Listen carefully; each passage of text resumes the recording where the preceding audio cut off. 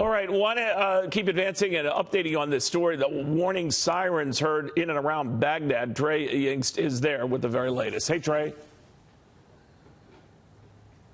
Hey there, Neil. We've got some updates for you. We've confirmed that 2 rockets did land in Baghdad's green zone, exploding in the perimeter of the U.S. Embassy, but not actually striking the compound, according to officials that we spoke with.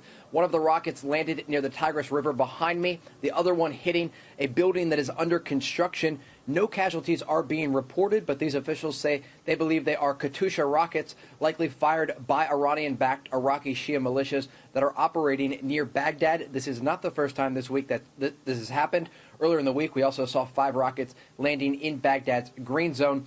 But tonight we did hear that one large explosion and then the sirens blaring incoming, incoming, incoming, indicating that there was an attack towards the green zone. All of this, though, painting a larger picture about what the region may deal with as the proxy issue does continue. It's important to differentiate for our viewers, though, the difference between the rockets that we saw tonight and the rockets that we saw last night. Last night, there were ballistic missiles fired from Iran, 15 of them into Iraqi territory.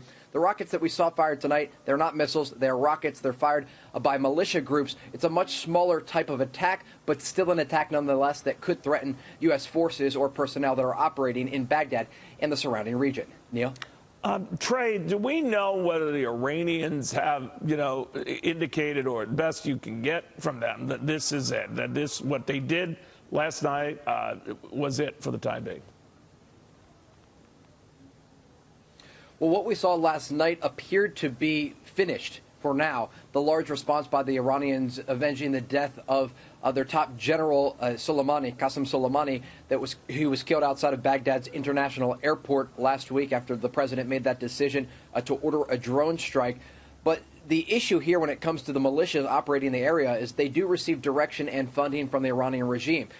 Whether it serves them politically or not, sometimes you'll see Iran's supreme leader, the Ayatollah Khamenei, or you'll hear the president of Iran, Hassan Rouhani, say that they can or they can't control the actions of these militias operating in Iraq. But the reality on the ground is that most of what happens here is somehow linked to Iran. So it's important to remember that in the larger picture. Neil? Thank you, my friend, very much. Be safe. Trey Yingst in Baghdad.